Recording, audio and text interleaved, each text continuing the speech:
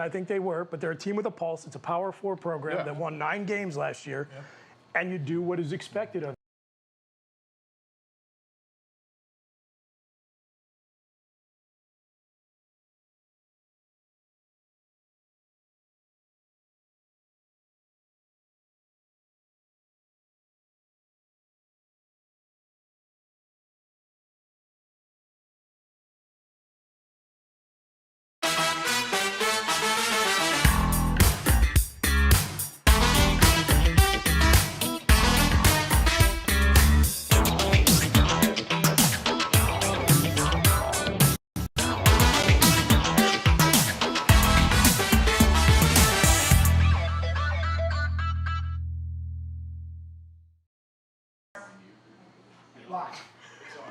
Welcome, everybody. It is the obligatory PSU pregame show. We are live at the We Are in Philipsburg, Pennsylvania. Check them out at thewearein.com. Thanks so much to the owner and proprietor, Pat Romano, giving us great hospitality all season long, which he will do for you if you stop in here for a meal on your way in for a Penn State football game, or anytime. You can book a room here still for Penn State football season. Another long off-season of relentless smack talk from an opposing fan base. Another humiliation of that fan base's team on their home field. And here we are. And before I introduce my other two co-hosts, I want to welcome back from Germany, former Penn State and NFL defensive tackle Brandon Noble. Thank you. Welcome back to the lower 48. Good to be home. The beer's a little bit more expensive, of course. Way more expensive, and way better. But way better, which we'd be remiss if we didn't call out our other sponsor, the Anti-Fragile Brewing Company on Calder Way. Brandon, you got to go there for the first time. They've been open about 2 years. Best beer in State College, not even a question, not even close, and we're not even lying when we say that because they're paying us. It literally, it's true. It literally is. And they just put out 2 cans today, Friday, before the game. They're going to can a lot. They run out of stuff pretty quick, so they don't can all that much anymore. They're canning, I think, most Fridays before home games, so you can get your beer for your tailgate. Great spot downtown. A good reason for old people like you and Chris and myself. Exactly. Talk about Mike to go downtown and not feel out of place. It's a great spot. John and Lisa do a great job there. They also make great cheesesteaks. I dare I say, 1 and 2 best cheesesteaks in the Center County region, both here and at Anti-Fragile Brewing. I won't say which is which. Try them both. Our B&B guests this week, that's where they stopped first before they came to their bed and breakfast. They want to go to Anti-Fragile. They tried it last year. They said it's the best in town, so they would know. Pretty good. They're from Pittsburgh also. Yes, that is true. Yeah, they do good. All right, so we heard from Kev and Noble. Let's go to our legendary campus icon. I heard a rumor, Mike the mailman, that you were going to, metaphorically now, potentially rain on our parade, which is out of character for you. Talking about that West Virginia game last week. Don't get me wrong, Penn State played really well. Offensively, defensively. They sure did. They played really well. But I'm just concerned about the quality of West Virginia. I mean, I have them winning at most 7 games this year. So I don't know. Who knows? But I don't think. I think we're getting more excited than we should about this team right now. I don't even know who you are anymore. Okay, all right. I'm going. So last I've been week, gone for 6 months, and I don't know, man. Last week he has a 16-0. Yeah, exactly, easily winning the national championship. This week a cautionary note from Mike the mailman saying, pump the brakes a little bit. Okay, all right. Talking about raining on a parade, if you took Mike the mailman's betting picks last week, you don't have a roof over your head when it rains because you're on a cardboard box on the side of the highway because he went 0-4 to start the year. But it's a long season. It is a long season. We'll see. It's easy to say. That's a man who has a fat federal pension check coming in every 2 weeks. Easy for him to say. Not for the rest of us. Put our hard-earned money on Mike the mailman's trench to treasures. Which we're going to have more of coming up in a little bit. And I just will remind everybody, if you bet the trends the whole season, every season since he started, you finished in the black every single time. So you just got to look at the games and select carefully. That's right. And at your own risk. All right. Noble, since you are practically an expat at this point, you've been over coaching in Germany for so long. It's great to have you back on set. Spoiler alert, everybody. We're not going to talk a lot of Bowling Green Falcons football tonight. It was really important for Penn State to come out and make a statement in this game because now we have a series of, Joker MAC opponents and a bye week in between there, and they looked really, really strong. So give me your top-line takeaways from Penn State, West Virginia. Well, I think, the defense played the way I think we all anticipated the defense to play. And kind of to what Mike was saying, right? West Virginia, don't know how good they really are, but they did have a veteran offensive line. They did have a quarterback that could create some issues. They were, I believe, one of the top running defenses in the entire, running offenses in the entire NCAA last year, right? So defensively, they played really well, right? Tom Allen had those guys ready to go. The big thing to me was the other side of the ball, right? It was the way that offense played. They were aggressive. That was a terrible pour. I don't even know what you're doing anymore. Like, that was really bad. That's distracting almost. It's so bad. So what I was talking, that was an aggressive pour, just like Kotelnicki and Aller and those That was guys. it. That was Mike Yurcich. I was going for an explosive play. I called a triple reverse pass on third and two. Yeah. So Sorry, look, go ahead. I think when you look at the way that they played offensively, they've got a lot of weapons. It was really about what does Drew Aller look like this year, right? He was a true freshman last year. Again, definitely, I think, a little bit handcuffed by a bad offensive coordinator. And you can tell that he and Kotelnicki definitely gelled. You can tell that they have confidence in each other, which is huge, and the game was called that way. And you know, like kind of like James said, right? They pushed the ball down the field a little bit, right? They were throwing the ball down the field, and he looked really good doing it. And of course, then the way that, I'm not allowed to say physicality, right? But the way that he played, right? The physicalness of his play. It's your show, man. Exactly Say whatever you right. want. That's actually Mike's show. But if my wife sees it, she'll be mad. She doesn't like it when that's one of those words I'm not allowed to say. Okay. It's not a real word. It's one of those stupid football words. But And those are always in the lawsuit. exactly, it's like grit too. That's exactly right. So I think that you could tell that it's his team. The guys are playing for him and with him.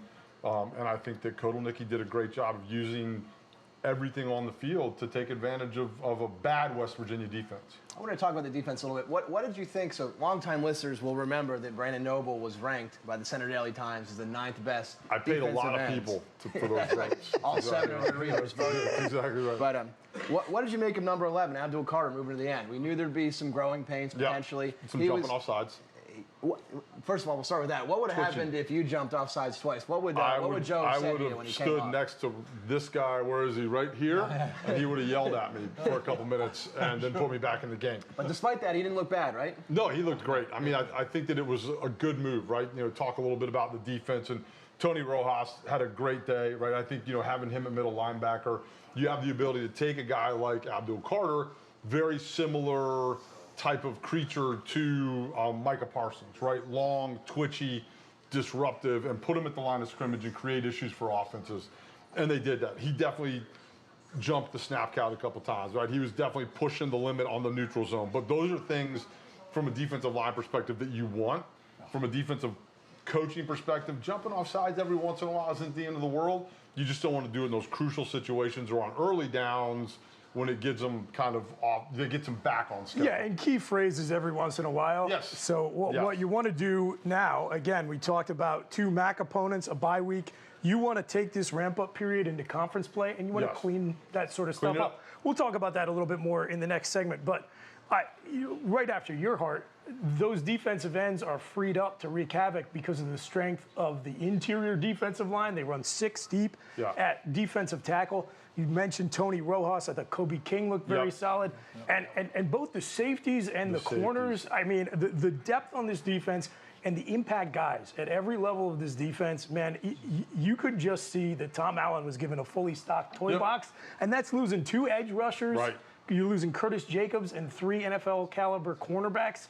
Like, credit to James Franklin and his staff, Mike. I think Penn State, on the defensive side especially, is reloading, not rebuilding. I think Tom Allen's in heaven because he had all these great athletes with him to work with, and he's like, wow, it's mine to do. And a little different than Indiana. The dude's in Bloomington, Indiana the last several years now. All of a sudden he comes here and he has these guys at his disposal. So, Kev, unlike the 3 of us, you were in Morgantown last week. Kind of give us the view from on the ground. We were all worried about you and potential PTSD with the rain delay. The rain delay did cause some PTSD because they evacuated us to their practice building, their indoor practice facility, just like they did in Michigan State all those years ago. So it was a little triggering. That is true. But yeah, look, Morgantown's a great college town, sort of like Auburn, right? The higher the acceptance rate, the higher the acceptance rate at your school, like the worse experience it is for a fan, right? So like Penn State's around 50%.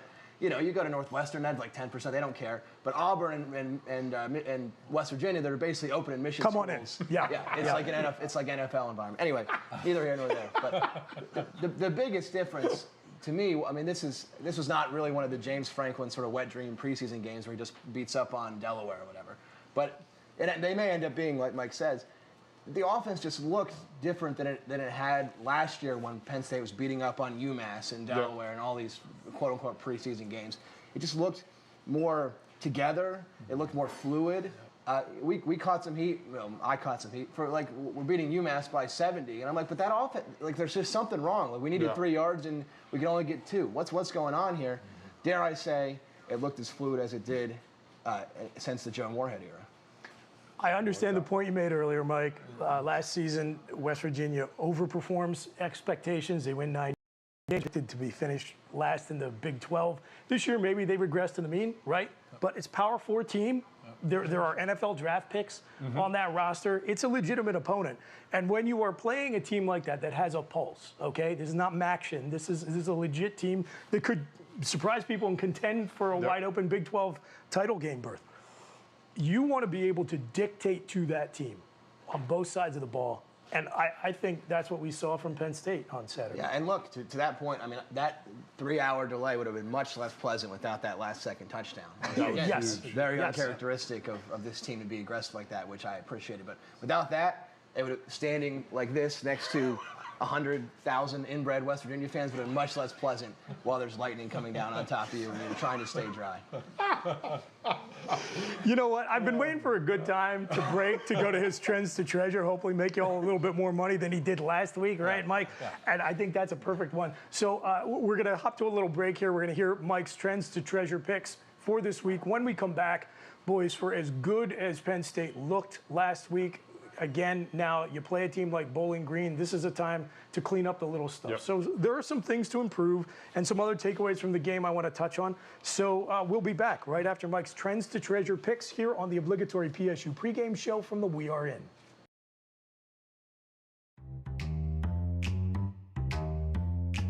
Hi everybody, Mike the Mailman with another edition of Trends to Treasure. I found 4 trends this week that hopefully can make us some money this weekend.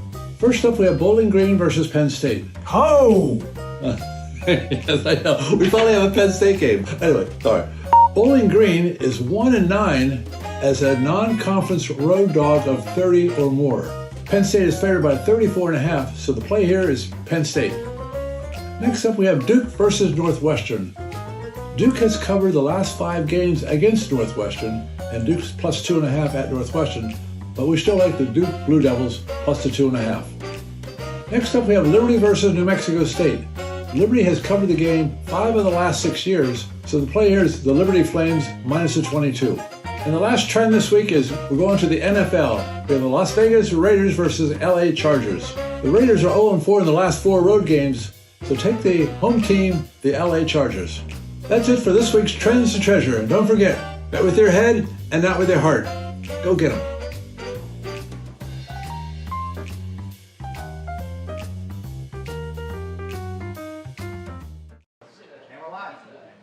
Welcome back, everybody, to the obligatory PSU pregame show. We're coming to you live from the We Are In Philipsburg, Pennsylvania. Thanks so much to the We Are In for hosting us all season long. Yeah. Really appreciate it. Thanks to the folks at For the Bloggy for helping us keep this stupid program alive and bring it to you live here on YouTube. Of course, you can watch it after the fact. And thanks to our segment sponsor. Our segment is brought to you by Concierge Medical Associates. Whether you are a weekend warrior, that's me, or an elite level athlete, that used to be you, let Dr. Stephen Murphy and his board-certified sports medicine specialists keep you at the top of your game. You can schedule an in-person or a remote consultation. Just go to conciergemedical.ai. Okay, boys, when we broke, we were talking about the West Virginia game. We're going to keep talking about takeaways from that because I don't care about Penn State versus Bowling Green, and neither does anybody watching, unless the parents of any Bowling Green players have tuned in. God bless them. And maybe they don't care. Well, I care a little bit. So Connor Beaslak, I mentioned, he's their quarterback, and Penn State fans remember him.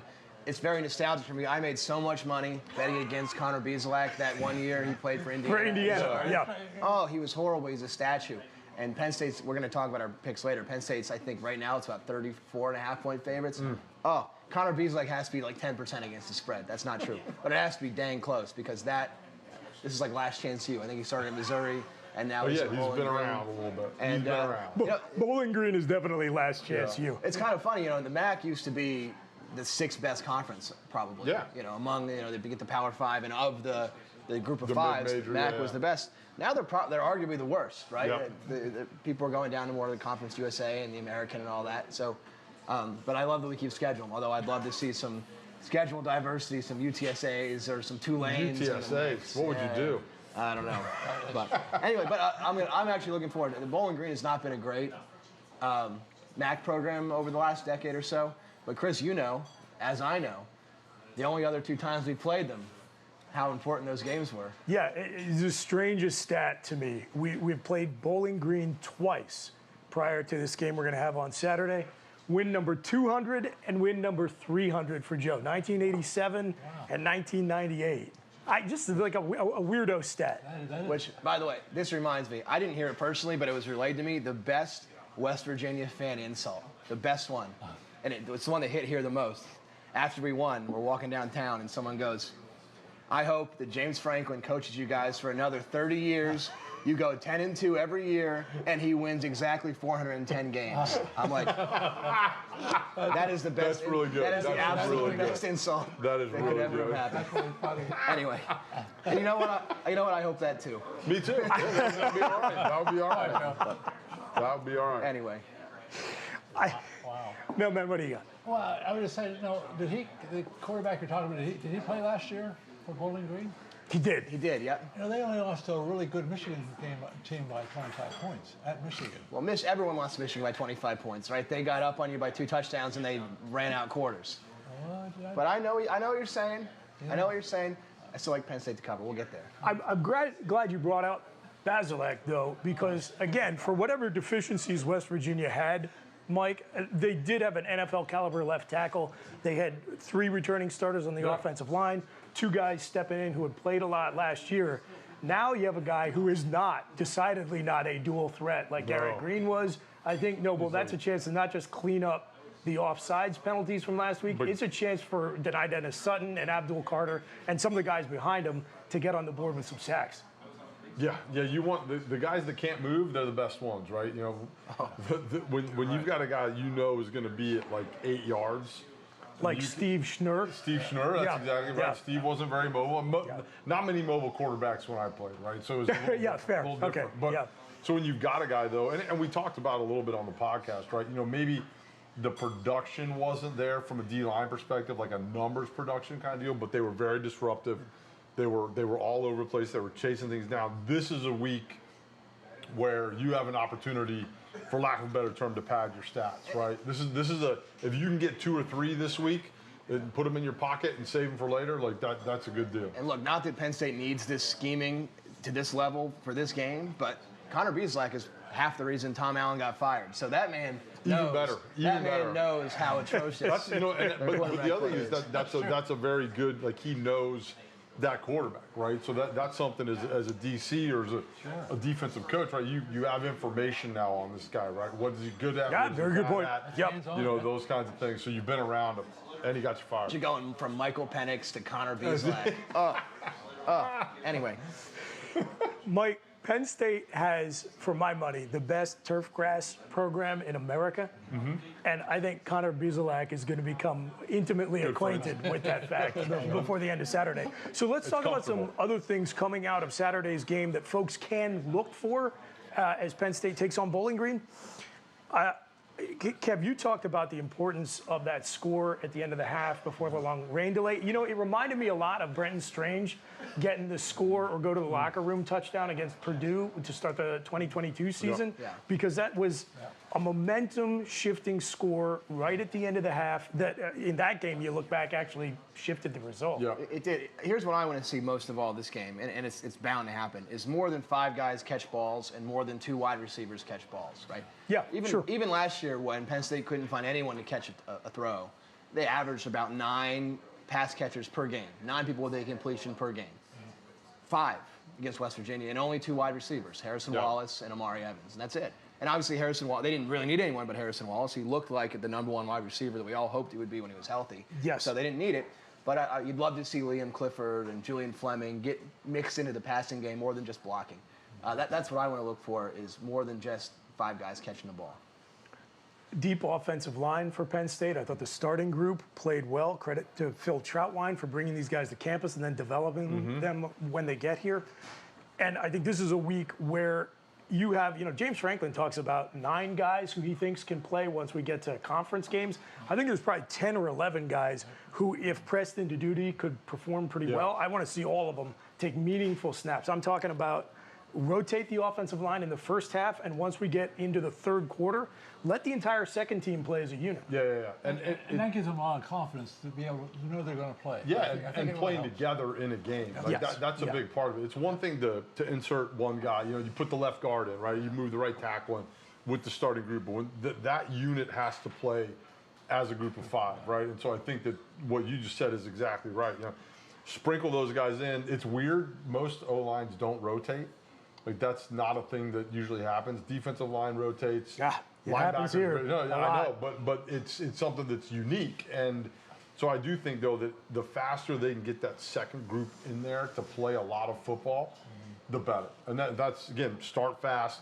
Don't take your foot off the gas, right? And let those guys get in as a group of 5 and play. And we got a lot of exciting guys. I want to see Cooper Cousins blocking a guy, right? People like that. And you get 4 games now. You can play 4 games, not including the bowl game, the playoffs, or the conference championship game. Really? 4 games during the regular season to keep your red shirt. So this is one they're definitely going to at least get guys their first snaps on. Yeah, theoretically, if you lost a conference title game and then played for the national championship, you could play 9 games and still go into the next year with your red shirt intact. That's crazy. Yeah, no, I mean, look, that's highly unlikely to happen, but it's mathematically possible. Right. Now, when you were at Penn State, practically everybody redshirted. Yeah. We didn't even talk about it. So when you're a young guy who is going to get the opportunity to get on the field maybe only a handful of times, and this is one of those games where you're going to play significant snaps, what do you get out of that as a young player when you're up against an opponent like this, where you get the chance to be on the field and do more than be out there for a kneel down? Yeah, no, it's big. I mean, you have to figure out kind of how to take it seriously, right? There's definitely a challenge to being a backup at any position at any level, right? And being ready to play when it's time to play. In a game like this, you're going to play, or you should play, right?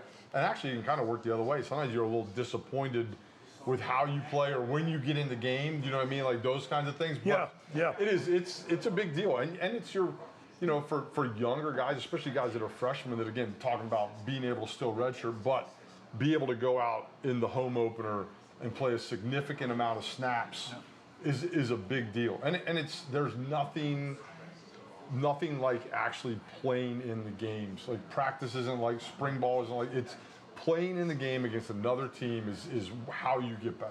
Nothing like being before the crowd in Beaver Stadium, so inject that into their veins early. So when the SEC comes calling with the bag of cash, maybe they think twice. That's a good point, too. Yeah, it's an odd twist that I had not thought of. So talking about the SEC calling with a bag of cash, I just wanted to share a little segment from the Blue and White Players Show, which Keith Goon-Conlon and Aeneas Hawkins do at the Penn State golf courses every Monday. You can watch it on Wednesday nights here on the For the Bloggy YouTube channel. They debuted their show for this season after the West Virginia game, and they had Nick Dawkins on. Yeah. And that dude is just built differently. Yeah. You can tell when he talks, oh yeah, that's a team captain talking. And Goon and Aeneas talked to him about the journey he's been on.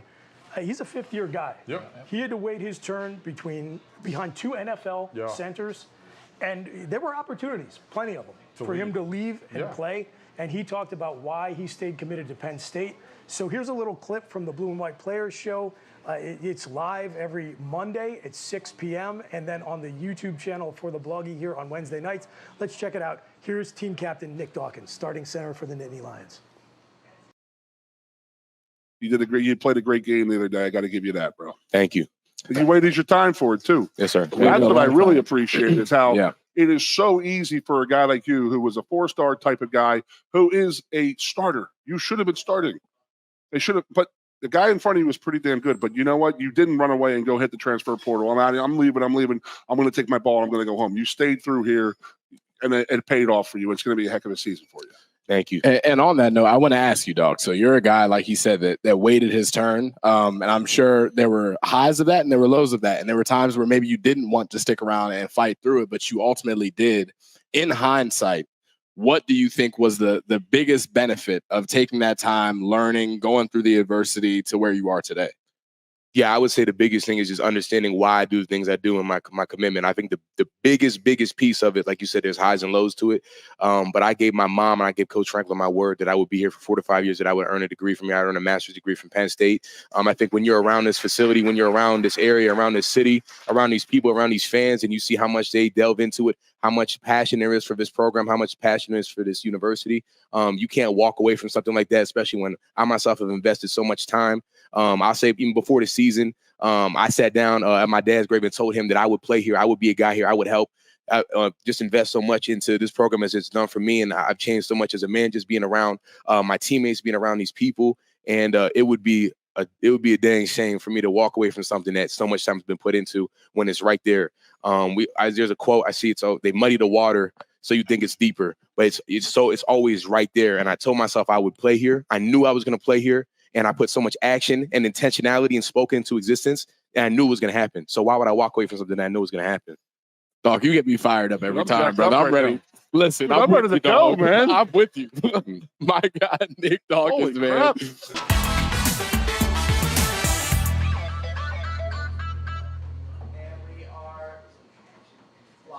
Welcome back, everybody. The obligatory PSU pregame show live from the We Are in Philipsburg, Pennsylvania. Check them out at thewearein.com. Great food, great hospitality, and rooms still available for the 2024 Penn State football season. Book now before they're all gone. I'm your fake host, Chris Bucanani. I got Mike the Mailman, Brandon Noble. Pleasure to have you back on set, brother. Kevin Horn. I want to thank the official beer provider of the obligatory PSU pregame show all season long, our random number generator score prediction segment, brought to you by the good folks at Anti-Fragile Brewing Company. Delicious. They brew incredible stuff that we all actually enjoy and recommend. Like Kevin said, we're not lying to you. This is 100% true. And you can also check out their Moody Culture Kombucha and fill up on their Uncle John's cheesesteaks. We happen to know a guy who makes those cheesesteaks, and again, at top 2 in the Nittany Valley. So check them out when you're in Happy Valley at 324 East Calder Way, or go to antifragilebrew.com. So boys, it is our random number generator segment, which is where we just make up scores, because who cares about score predictions? Again, I don't care too much about what number you're going to generate for Penn State Bowling Green. I am curious about whether or not you think, Kevin, they're going to cover the 32 to, what is it, 34 point spread? It sits at 34 right now as we're live. It peaked at 34 and a half. Is that right? It did peak at 34 and a half. If you got that number, I don't know. But so look, first of all, Nick Dawkins, what a guy, right? You can tell. Dude, unbelievable. That first offensive play when they clapped the snap count and Nick screwed up and snapped the ball and Drew just gets in everyone's face. I mean, that had to be partially because he wanted to stand up for his guy that just got jinxed by the opposing team, right? So in that vein, I'm going to say Penn State scores 53 points for Nick Dawkins in his first home start.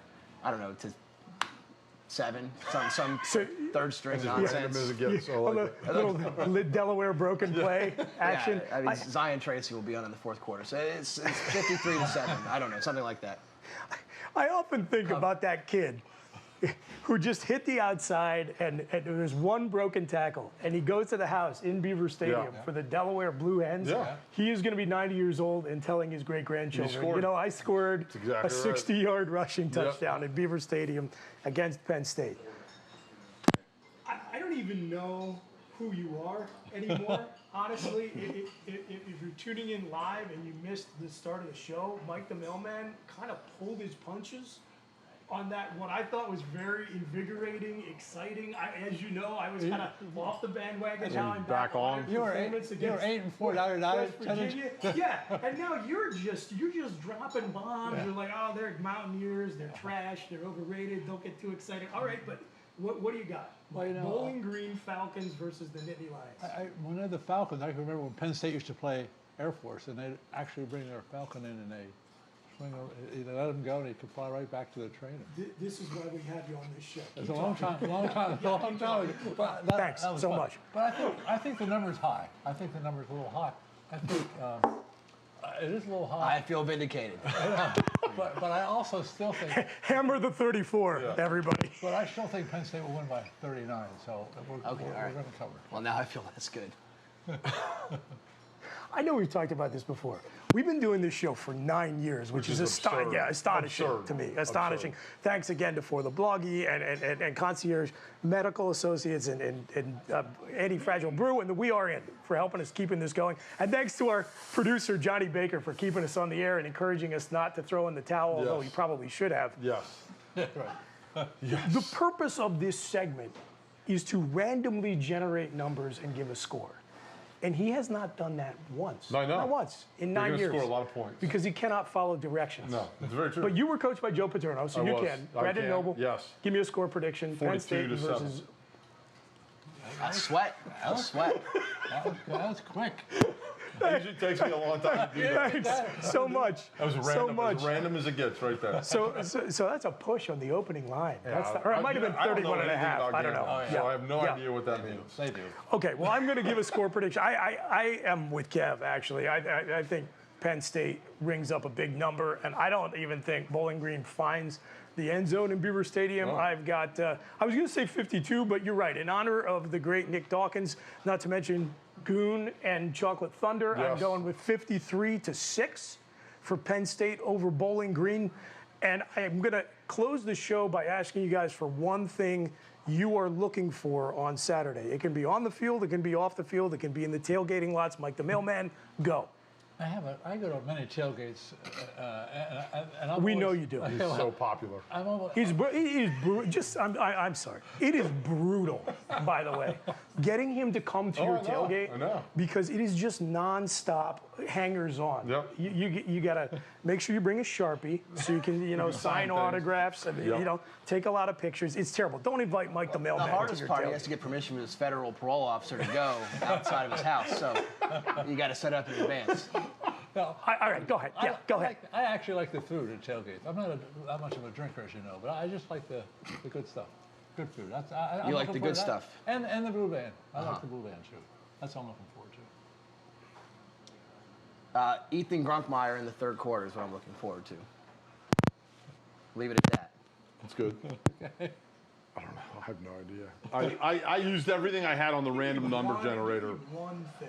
Football wise, I'm looking please. for. I am looking for Penn State to go do what they need to continue doing what they did last week, right? Which is go out, start fast, be aggressive, right? And then keep the foot on the gas all the way through the game. Whether it's the first string, the second string, the fourth string, whoever it is, right? And finish the game. That sounds like a man who'll be watching Westchester football play Bentley 100%. to watch Connor Noble. That's exactly what I'm going to be doing. That's exactly right. I don't So I'll blame be. you. Good weekend to do Yeah, it. absolutely, no doubt. All right, so here's the one thing I am going to be looking for on Saturday. Now, the good folks, the management at For the Bloggy constantly hollers at me, make sure nobody's got their phone turned on set. So they're going to hate that it was right here the whole time. Oh, look, there's Mother Dunn. Yeah. I am going to be looking at that, figuring out yeah. whether or not I can send and receive text messages, because the claim, which I will charitably describe as dubious from Penn State Athletics, is that they have installed 135 additional Wi-Fi hotspots. So they are moving Beaver Stadium completely into the 21st century. So we will see. We will see And on they also Saturday. said 80 more concession stands, which you don't need because you're just going to get a We Are In cheesesteak at their regular stand. Yes, But and I suppose you like other things. there's a We Are In stand very close to my portal, and my advice to you is hit it in the first quarter, definitely in the first half, because they go quickly because they're so good. And it's better than those chicken baskets, which they changed the chicken on last year to great controversy. Can I end the show on what might be like a wildly contentious hot take? Sure. I don't think the chicken basket is anything special. Yeah, well, you're not a white girl. It's not for you. Fair enough. On that note, I want to thank everybody for watching. I want to thank the We Are In for hosting us. I want to thank For the Bloggy for supporting this nonsense. And I was given the choice there are 2 bye weeks because of the, you know, the 18 members of the Big Ten.